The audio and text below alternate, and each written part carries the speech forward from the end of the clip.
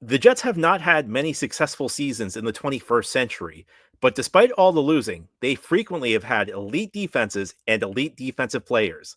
Let's settle all debates and celebrate the best of the Jets defense of the last 25 years today on Locked On Jets.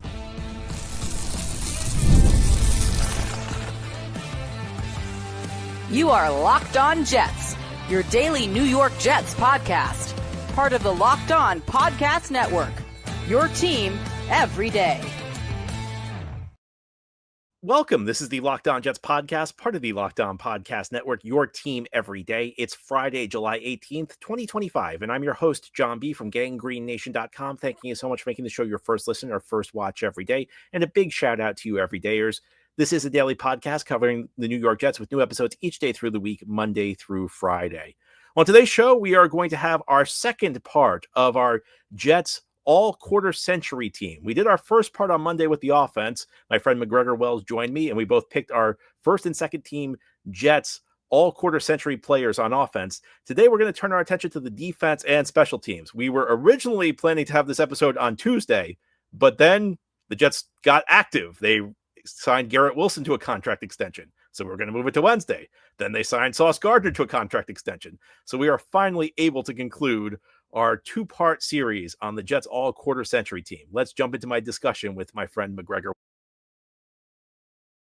All right, now the defensive side of the ball. So I think the defensive side of the ball could be interesting because we kind of did it like edge rusher, interior lineman, off-ball linebacker. But there are some guys who, like, I had a tough time distinguishing which of the roles they went in. So I just trusted my gut on these. So we may end up having like the same guy at different roles.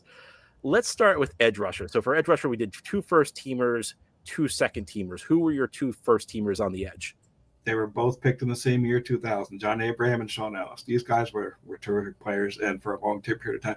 John Abraham kind of quit on the Jets at some point, but that made me not like him. But as far as the player is concerned, yeah, these two guys stood out. This is one we do not disagree on. I have Sean Ellis and John Abraham. They were both drafted a couple picks apart from each other in the year 2000. Kind of different, like I said in when we were discussing the offense. There are some guys who were spectacular for a short stretch, and other guys who were just really solid for a long stretch. And this is kind of like the difference between the two, because Abraham's peak, he was one of the best pass rushers in the NFL. Ellis was never quite that good, but he was really good for a long time. He was really, really good for a long time. And you even took my Abraham line because, like, Abraham was great except when you needed him in a big game. Then he was never on the field, But that said, I went through this a couple times. There were a couple of guys I wasn't a big fan of when they were here, but it's just their production was so good that they had to be on the list. And Abraham's at the top for me, right there. I wasn't a big fan. I wasn't the biggest fan, but you can't deny how good he was, even if he was really frustrating because it was tough to get him on the field in a big game.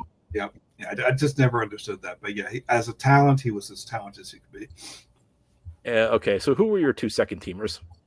They were both guys that weren't really great pass rushers, but really did a really good job setting the edge, which is Calvin Pace and Brian Thomas. They both were solid. Brian Thomas, I think, was one guy who was unfairly kind of hated by Jets fans because he was picked in the first round. They thought other players may were better picks, but he had a long Jets career and was just very solid at the position. So I like those two guys. Well, they needed a safety, and they passed on Ed Reed to draft him, right. And then they ended up picking John McGraw in the second round. So I think that's where that infamy goes. So my two second teamers. So my first second teamer is Calvin Pace. Like you said, a guy who was really solid, a decent pass rusher, like in his prime. Not a spectacular pass rusher, but a guy who could get you 8 sacks in a season. I think it was a big part of those Rex defense. I think that part of the problem with Calvin Pace was like at the end of his career, the Jets just kept bringing him back. Like every offseason, we'd be saying, okay, the Jets are going to upgrade pass rusher, and then they didn't do it in free agency, and they didn't do it in the draft. It's like, let's bring Calvin Pace back another year. So you got to the point where it was kind of like at the end of the line. He didn't have much left in the tank, and I think like a lot of people remember that. But in the early stages of his Jets career, he was a really important player for the defense. I thought he was really solid. So my second pick for the second team, this was one he was kind of there were years where he was an off-ball linebacker when the Jets were playing 4-3, and there were years where he was an edge rusher when the Jets were a 3-4, and I'll be honest with you, like I felt like I had more to work with in the off-ball linebacker spot, so I stuck him as an edge rusher. My second guy is Mo Lewis, who had a 10-sack season in 2000. He was a second-team All-Pro that year. Then when Herm Edwards came in 2001, he moved back to kind of an off-ball role, and unfortunately, he, like a lot of people, only remember him as the guy that injured Drew Bledsoe and put Tom Brady in the lineup. And if you're one of those people, open a book, because Mo Lewis was a great Jets player. You know, he was a guy who, in the '90s, he was like one of the only good parts on some really lousy teams. But even into the 21st century, was a very good player for the Jets. Had a lot of productive seasons, and you know, again, like if you are maligning Mo Lewis, go learn about Jets history, because that guy was a great player and a class act. Mo Lewis was great. I have no problem with that pick at all. I just put him at the linebacker spot. But yeah, that was one of those, like I wasn't sure, do I go off ball linebacker, do I go edge rusher? But I felt like his best, like, part of it was I felt like I had more to work with at linebacker, which we'll get to in a minute. Like I was actually surprised like how many good Jets linebackers I had to choose from in the 21st century. But part of it was like his best seasons were as an edge rusher. So I put Mo Lewis as an edge rusher. Let's talk interior defensive line. So my first pick is going to be a controversial pick because his Jets career did not end well, but there was a multi-year stretch where he was one of the best defensive linemen in football. So I went with Muhammad Wilkerson. And I really think between 2013 and 2015, you could make a case he was the best defensive lineman in football, not named J.J. Watt. And unfortunately, he broke his leg in the final game of 2015, then got a big contract, and really the end of his Jets career was ugly. A couple of years where he did not produce, and you know, all sorts of issues around him. But when he was at his best, he was great. And my second pick for the first team on the interior is Quinnen Williams, which I think is self-explanatory. Guy who's, you know, since he was drafted in 2019, has been a very good player, and then a couple of years back, like, ascended from very good to great. So who are your interior linemen? We're in agreement with this. I think both those are the best choices you can make.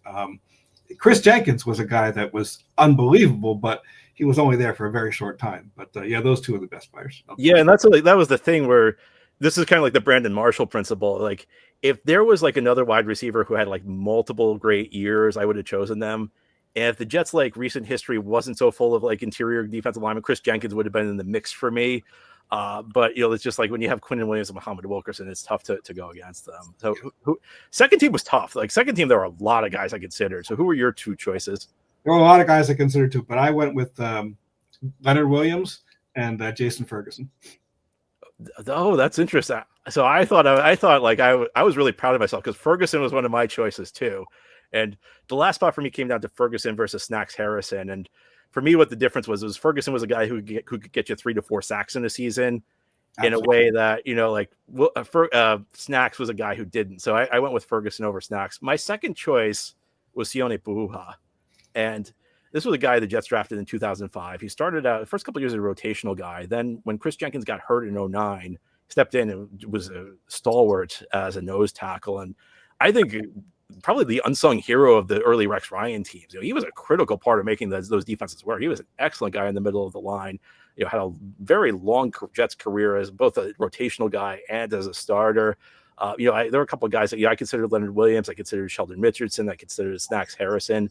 But that Puuha has a longevity pick, and his peak was also very high. But I also just looked at how long he was with the Jets, how long he produced, and you know, even though he may not have ever been like an All-Pro, it was just there was so much good for so long that I felt like I had to put him on my team. Yeah, he was the last guy to not make the cut for me. He would have been there with. It was between him and Jason Ferguson. I chose Ferguson. All right. Today's episode of Locked On Jets is brought to you by Monarch Money. Ever wish managing your money felt easier? Well, with Monarch Money, it can. Whether you're growing your savings or planning a big purchase, Monarch puts you in the driver's seat. It's like having your own personal CFO, giving you full visibility and control over your finances. Monarch Money is more than a budgeting app. It's a complete financial command center. You can track all your accounts, investments, and spending in one place. So in addition to managing your money, you're also building wealth. Take control of your finances with Monarch Money. Use code LOCKEDONNFL at monarchmoney.com for 50% off your first year. Again, it's code LOCKEDONNFL. It's one word with no space, LOCKEDONNFL at monarchmoney.com, MONARCH money, MONEY.com for 50% off your first year. That's monarchmoney.com, code LOCKEDONNFL for half off your first year. All right, let's talk off-ball linebacker. And like I said a little earlier, I was really surprised, like how full this was. Like there were a lot of tough cuts to make. So I guess I'll go. I'll give you my 3 first teamers. So my 3 first teamers were David Harris, Jonathan Vilma, and I'm going really old school with my third guy. A guy who maybe this is just like my bias because I remember this guy when I was a kid, but Marvin Jones, who was a top-notch player. Another guy who most of his prime came in the 90s, but right around the turn of the century, still like hung on for a couple of really productive years. Yeah, Marvin Jones wasn't in consideration for me because I didn't think he was for a Jet for long enough in the 2000s. So I didn't really consider him. I went with Mo Lewis, C.J. Mosley, and David Harris. Those were my 3. So David Harris is the one we have in common, and that's he was a 10-year player for the Jets. He was really guy who, at his peak, like during those early Rex days, was one of the top off-ball linebackers in football. Mo Lewis, I use as an edge rusher. So Mosley was on my second team, and again, like this was just like it was so stacked. So I went Mosley with my second team, and like long-time listeners of the podcast know, like I didn't love the Mosley contract, but I'm not considering contracts here. Like he was a solid player for the Jets on more than a solid player. He was a very good player for the Jets on defense. Made a Pro Bowl, made a second team All-Pro, and was also a good leader, the quarterback of the defense. So he was one of my 3 choices for second team. I also went with Quincy Williams, who had a first team All-Pro berth. And then my third guy was Demario Davis. And I know like a lot of people will ask, why wasn't Demario Davis on your first team? And the answer is just, he was kind of a late bloomer. His first couple Jets years were not that great. And then his last year, it was a second stint with the Jets. The Jets let him go in free agency. And then they brought him back in 2017 in a trade with the Cleveland Browns and had a fantastic season. Then goes to New Orleans. If we were factoring the New Orleans stuff, he'd be on my first team. But ultimately, like I felt like his Jets career, the Saints career was great. Jets career was good, especially that last year. But there was so much talent on my first team that I ended up putting Davis on my second team. Yeah, Davis was on my second team as well. Another guy that the Jets let go. Just this ongoing. These are good players. Why are we letting them go? Jonathan Vilma. Why do we let him go? I know. I can tell you why we let him go. We let him go because Mangini didn't think he was a good fit for the scheme. Vilma was like a sideline to sideline guy, and Mangini puts in a 3-4 defense and doesn't have a good nose tackle in front of him, so he's not good at shedding blocks. And they traded him the year they got Chris Jenkins. And I always said, like, if they had gotten Chris Jenkins and just got a nose tackle and a guy who could keep Vilma clean, Vilma would have been great at Mangini's defense. I'm sorry, I didn't mean to interrupt, but that's an ongoing rant for me is how Eric Mangini mishandled the Jonathan Vilma thing. So go on. I think I interrupted you. So you had him on the first team, I had him on the second team just because he was on a Jet for that long. And then Bart Scott was also on my second team. So Bart Scott was my last cut. He was the last guy I had in mind. I mean, there were a couple other guys like Eric Barton and Victor Hobson who, if like there was a third team, maybe they would have made it. But yeah, I thought for me, like the last spot, my last cut was Bart Scott, who ended up being, he was one of Rex's first signings, and I think it was a guy who was a good partner for David Harris, especially during those early years. The guy the Jets got, he was their top priority. I mean, I think, or if I remember the story, these were the days where free agency began at midnight, not 4:00 like it does now. And I think Rex and Tannenbaum were actually in a car outside Bart Scott's house waiting to ring his doorbell at midnight. He was such a priority and ended up being a really important part of some very successful Jets teams. Yep. Okay, so let's move on now to cornerback, and I think the first team is not going to get much debate. Darrelle Revis and Sauce Gardner. I'm sure those are your 2 choices. There's no question about it. These guys are best in the league type players. That we don't have a lot of those guys. So yeah, those are two of the best. Yeah. Revis is in the Hall of Fame. Sauce, Sauce it's a little early, but Sauce, I say Sauce is on a Hall of Fame trajectory. Yes, yep. I mean, you don't have many guys who make 2 first-team All-Pros their first 3 seasons in the league, and even last year we're talking about it was a down year for Sauce, but he was bad. He was still one of the better cover guys in the league, even what was a down year for him. I had a pretty good year. It just wasn't good by his standards. His standards have become so high that anything less is he's down. But he was still a very good quarterback. Yeah, for anybody else, that's a really good year that he had last year. And Revis was kind of the centerpiece of the Rex Ryan defense. He was. I mean, I think the Jets were one of the first teams that just had their best corner follow the other team's number 1 receiver around the field. I mean, I remember when I was a kid, the 49ers would play the Cowboys, and the 49ers would put Jerry Rice in the slot so he'd avoid Deion Sanders. Like that was just the way things were done. And the Jets started this trend where Revis just wherever the other team's number one receiver went, Revis went with them. And they just sent guys to clog the other side of the field. It's what made Rex Ryan's defense work. He changed the game. That 2009 season, as far as I'm concerned, the best season any quarterback ever had. That was an unbelievable year by Revis. One after another, like Hall of Fame type receivers, he shut them down. I remember Football Outsiders, like the old website that did statistical analysis. They broke down the year. Like they had some statistical formula. They said like Revis's 2009 would be the equivalent of a receiver having like a 2,500 yard receiving season. Yeah, it was that good. And he wasn't Defensive Player of the Year. Don't get me started on that. Because Charles Woodson stood in more spots before the start of a play. No, Charles Woodson stood in the slot. And Charles Woodson stood at safety. Therefore, he must be. Oh, come on. Oh, I could do 5 shows ranting about that ridiculous vote. Let's move on. So it's interesting because in Revis's career, he had a guy who was kind of like the Scottie Pippen to his Michael Jordan, and so did Sauce Gardner. And my second teamers were both the number 2 guys on those teams. I had Antonio Cromartie and I had DJ Reed. I had Antonio Cromartie as well. I didn't pick DJ Reed just because he only had 3 seasons with the Jets, and I like Marcus Coleman because he had a longer career, but. I almost picked DJ Reed. I'm sorry, go ahead. He was a really good player when he was here. Underrated, I think. So the 2 guys I cut were actually the Coleman and the guy he played with. Actually, the current Jets head coach. So my two toughest cuts were Marcus Coleman and Aaron Glenn. The reason I didn't go with them again, if we extend this to the 90s, Glenn would be on the team. But they let him go in the expansion. It was a salary cap move. The Jets, I think if Coleman and Glenn actually were both picked by the Texans in the expansion draft in 2002. And in both cases, it was because the Jets were in the salary cap crunch. So I think they actually there was like a side deal the Jets made where it was like, if you take Coleman and Glenn and take those salaries off our hands, we'll give you Ryan Young, who was a tackle.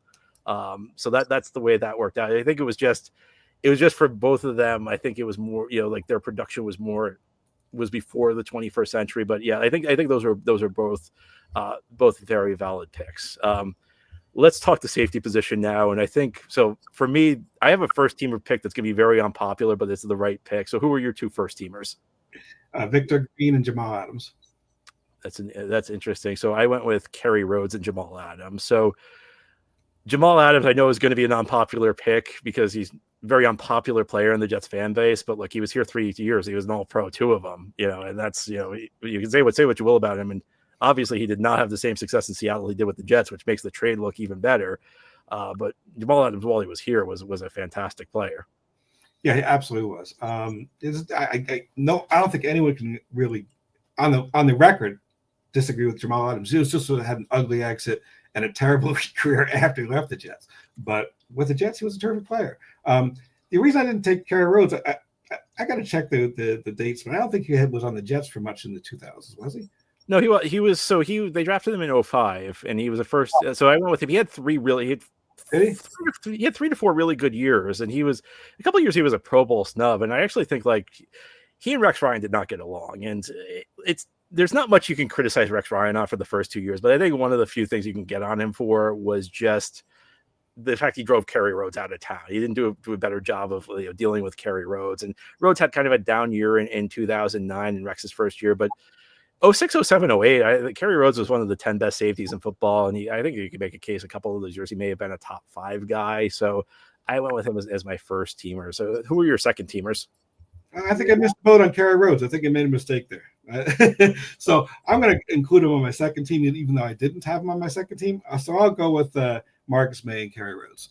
Okay, so my second teamers were Marcus May, and then I went with Jim Leonard as my other second teamer. So May was kind of like the guy who didn't get a lot of attention for the Jets and the safety duo with Jamal Adams. He was, Jamal Adams was the playmaker, whereas May was more the guy who was just very steady in the back of the defense. But I've watched a lot of Jets football through the years, and I mean, I can't count how many times the Jets have a breakdown in the back of the defense because some safety overruns a play, and that very rarely happened when Marcus May was back there. And I went with Leonard because he was a solid player, but I also felt like he was a big part of making Rex Ryan's defense work, because Rex Ryan's defense was so complex that you needed like a really smart guy in the back end of the defense to make it function. So those were my 2 choices. Yeah, solid choices. So I think that conclude. Oh wait, no, we still have one more to do on the defense. So slot corner.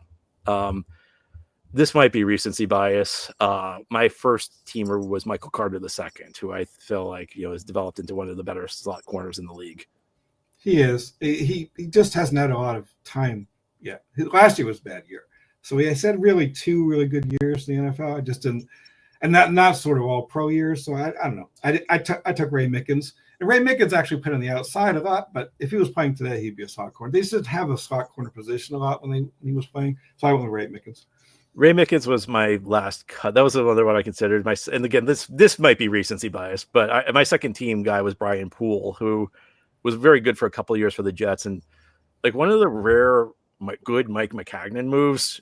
And like Mike Maccagnan never seemed to understand that when he threw this money at these huge names, it didn't work out. But when he found guys like Brian Poole, who he could get, who were solid players who filled a good role for a few $1 million, those are the moves that worked out. So I went with Poole over Mickens just because I felt like Poole's best day was maybe a little bit better than Mickens' best day, but that was another one I struggled with. Okay, so let's talk kicker now. Who was your first team kicker? Boy, we didn't have a lot to choose from, a kicker or punter. I went with Nick Folk as first team.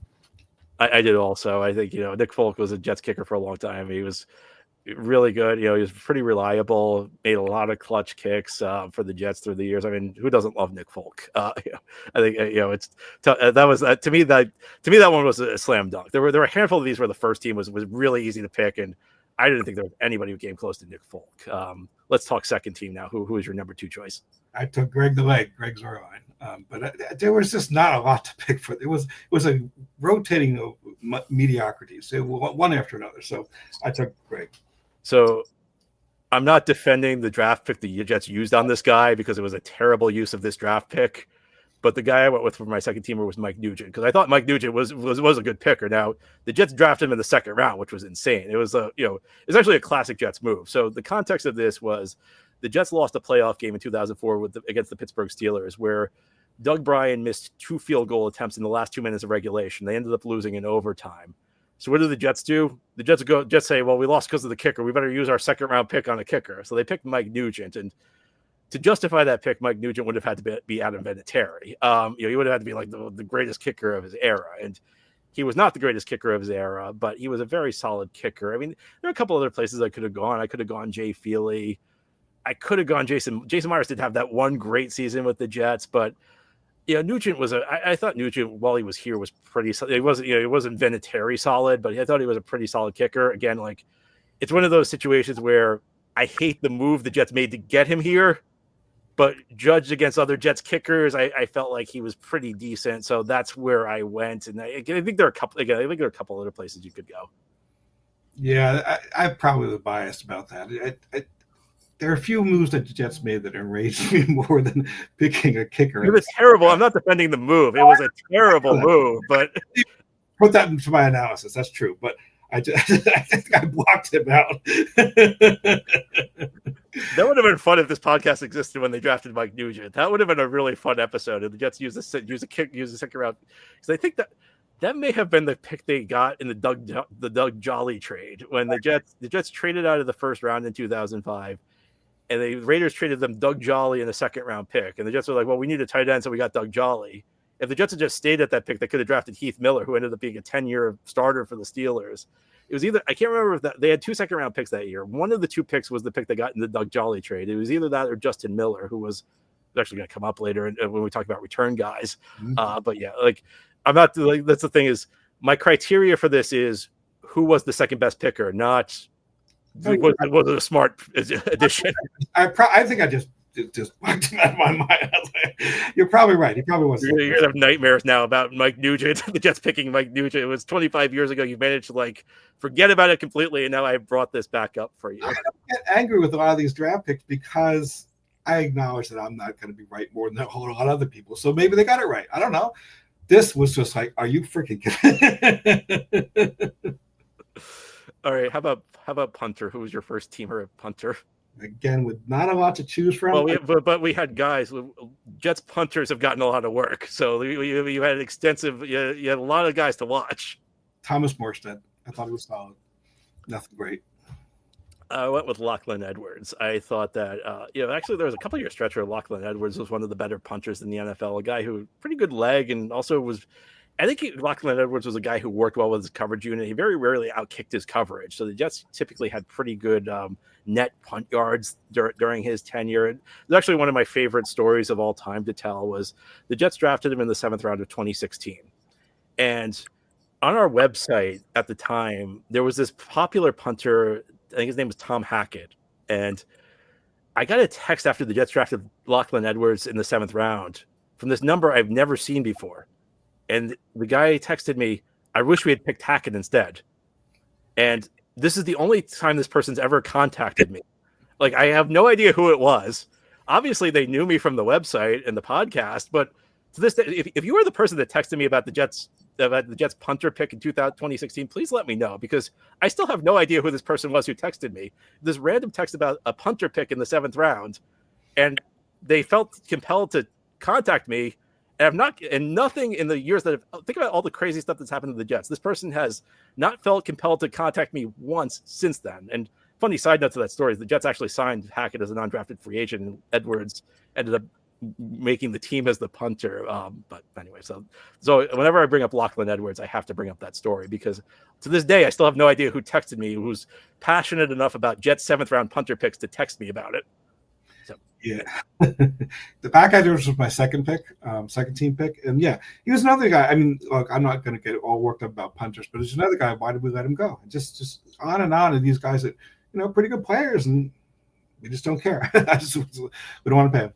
My second teamer was Steve Weatherford. I was between him and Morstead, who were both good punters. Weatherford was a guy who good punter for the Jets during the first couple of years with Rex, and then there was something happened between him and Mike Westhoff. Like, the two of them clearly did not get along, because they took shots at each other in the media after Weatherford left. And Westhoff is my all-time favorite Jets coach. But that's literally like the one strike I have against Westhoff is Weatherford went to the Giants, and like, nobody wins this. I'm not saying they won the Super Bowl because of the punter. Nobody wins the Super Bowl because of the punter. But Weatherford did end up getting a ring with the Giants in 2011, and I never understood like the animus between Westhoff and Weatherford. And again, that's literally the only thing I'll say negative about Mike Westhoff, who had a long and great career with the Jets, was I don't understand why Weatherford was allowed to leave.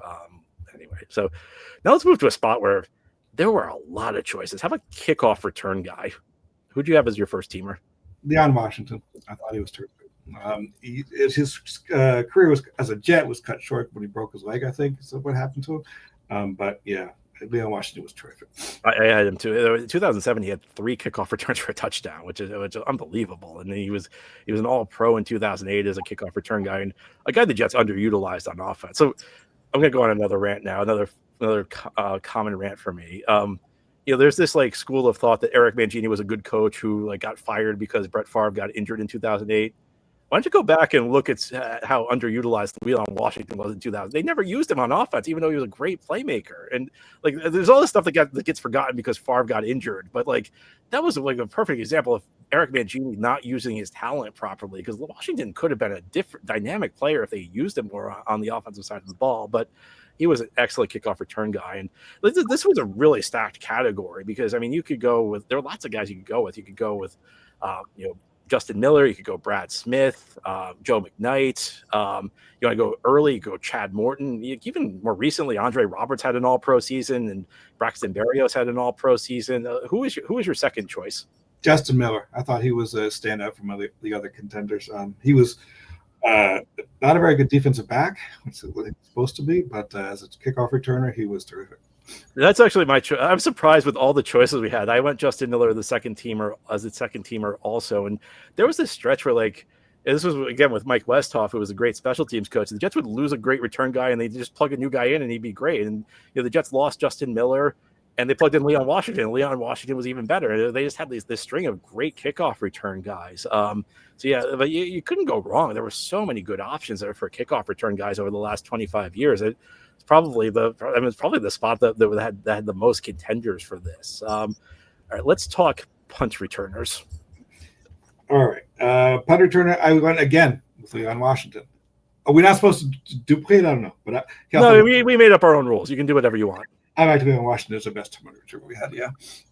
I went with Santana Moss, who, because everybody remembers him as a receiver. People forget he was a pretty dynamic punt returner. He was a couple of years he was near the top of the league in punt return average. And in that Pittsburgh game I was talking about, I was talking about that terrible loss to the Steelers in the 2004 playoffs.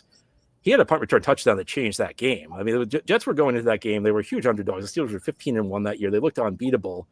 And the Steelers got off to a 10-0 lead. Jets kicked the field goal to cut it to 10-3. It felt like the Steelers were in control of the game, and then Santana Moss ran a punt back, and from that point forward, it felt like the Jets had a real shot to win the game. So, that was when I actually forgot. It's like, so I had in my initial list, and Santana Moss was not on it as a punt return, and then I went back, I kind of spot checked my list and said okay, is this accurate? Is there anybody ever forgetting? I realized I was forgetting Santana Moss, who I thought was a fantastic punt returner. So he was my second teamer, and. When he started his Jets career, he had struggled as a wide receiver a little bit, but he was always a great punt returner. You could see the talent as a punt returner. It was extraordinary. My second teamer was Braxton Berrios, and part of me hesitates about this one because he had a great average, and I do think I remember complaining. Part of the reason he had a good average was he'd fair catch everything unless he had 10 yards open in front of him. But I don't know, I didn't think there were that many great options. I didn't remember Leon. Maybe I'm wrong on this. I didn't remember Leon Washington being as good of a punt returner as he was as a kickoff returner. So I went with Berrios. That was my choice. I got a big problem with Berrios. Go on. Returned anything. He led the league in fair catches year after year after year after. I mean, and. He had 10 punt returns in a year, and he was great. I was like, well, he never returned any punts except he had an open field ahead of him. No, I couldn't. I was not expecting that to be the one that I was not expecting that to be the pick that got you that fired up. I went through my list. I'm like, okay, this is what he's going to get passionate about. You're like all these. We go down the list, and we're fine. And Berrios is my number 2 punt returner. Get you that fiery. He should never been there. Nope. Greg Dortch. They cut Greg Dortch for back to Berrios. Okay, so. Let's move on now. So there's one last spot that we had, and it was just overall special teams ace. Who was your first teamer? I think you're going to be surprised. I took Wallace Wright. I did too. I can't believe that. Wow. How about that? He was an unbelievable. There's 3 seasons in Jets the last 25 years where the guy had more than 20 special teams tackles. Wallace Wright has 2 of them. It's 2 back-to-back seasons where you have 23 tackles. Yeah, I'm surprised. I'm not surprised you got that, but yeah, I remember I picked him. I was like, no one's going to know who this guy is, and he was the best punt gunner I've ever seen. He was unbelievable. He was my first teamer too. And it's unfortunate because at that time, I think fans, of course, didn't really focus on gunners, and I think even the teams all really didn't. They just.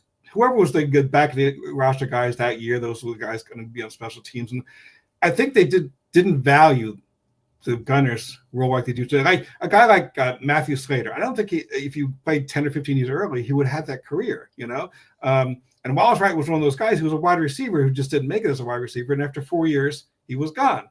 He should never have been gone. That guy should have been on the team for another 5 years. Okay. Who was your number 2 special teamer? I took Gerald Soule. I thought he was really solid for a long time. I know that there's other choices there, but Gerald Soule was my guy. I went with Brad Smith, who was a really interesting player. He was a college quarterback, and Jets offense. He was they referred to him as the Swiss Army knife. He was a guy who played quarterback. He played some running back. He played some wide receiver for them. But he was also a guy who lined up all over the place on special teams. I think he was the personal punt protector. He was a really good guy on special teams coverage. And even though I don't know if it should count because we had a separate category for return guys. He was another guy who was a great returner. For me, it was between 2 guys named Smith, who the Jets drafted in 2006. The other guy I really considered was Eric Smith, who wasn't much of a starting safety and is unfortunately kind of remembered for not being a great starting safety, but a guy who as a role player I thought was really valuable in the 2009-2010 Jets teams, and particularly another guy who played all over on the special teams units. But I went with Brad Smith as my number 2 special teamer. Yeah, Brad Smith was. I wasn't sure if we were supposed to consider the kick return and punt. If you consider that, I would definitely go with Brad Smith. But without that, I like Gerald Soule better. But yeah, Brad Smith was excellent at special teams. All right, well, I don't think we've done any other any other spot? Like, I don't think you could choose a first and second team GM because I don't think the Jets have had like I don't know who. I think you may go like the 1 year of Parcells if we were going first team GM because the Jets have not had great GMs. I don't think we did not like plan to do a first second team head coach. I think if I had to do a first second team head coach, I think Rex would be my first teamer. Rex Ryan. I guess Herm Edwards would be my second teamer. Yeah, I go with Rex first. Off the top of my head, Herm Edwards. Okay. Herm wasn't a great coach, but like there were certain things that like Herm did well. Like one of the things I've always said is, you know, like the Jets were really resilient under Herm. Is like they'd have these losses that you think would end their season, then they'd bounce back the next week and win. And I've come to appreciate that, like especially in recent Jets years, where like they've had all these like losses that just like they have one crushing loss. It feels like ends the Jets season, sends them down spiraling, and like that's one thing I've appreciated about Herm. Like, was Herm Edwards a great coach? No, like there were lots of problems with Herm, but like one thing I will say is that his teams were resilient. Like, and his teams bounced back from. You can blame him because like he was probably part responsible for some of the horrible losses they had, but they always bounced back. You know, they were very so. I guess like that's like my pitch for Herm. Not that he was a great coach, not that you were ever going to win a Super Bowl with him, but there were some good things he brought to the table. I'll go with that. They always played hard. They always bounced back. He wasn't a great X's and O's guy, but he was a really good motivator, I thought. Yeah, absolutely. And we so there was one other spot. The AP apparently gives out a first team, second team long snapper. We're not doing that. I mean, you can pick. There's three guys you can pick. You can pick James Durth, Tanner Purdom, and Thomas Hennessy. They're all very good. I'll just name the co-first teamers because they're all. I don't have a problem with the Jets long snapper this century. No, they were all very good. You never heard their names because they didn't make mistakes. I guess Thomas Hennessy probably is better at tackling, maybe, but whatever. All right. Well, thank you for doing this. You know, it was good. I think we offered some compelling viewpoints, and what made me happy was like you picked all the guys that like I was considering, but ultimately cut. So you kind of gave like the alternate viewpoints. I really enjoyed doing this, and you know, maybe we'll do it again in 25 years. We'll do the half century team in 2050. That's all for today's episode. Thanks again to my friend MacGregor Wells for joining me to pick our best Jets of the last 25 years. This has been the Locked On Jets podcast, part of the Locked On Podcast Network. Your team every day is our motto. As always, if you enjoy the show, hit the subscribe button where you're watching or listening so that you'll never miss an episode. If you enjoy the show and are listening on a podcast source, give it a 5-star review. And if you're watching on YouTube and enjoy the show, give this episode a big thumbs up. It helps us out, helps other Jets fans find the podcast. Enjoy your weekend. We'll be back on Monday to talk more Jets.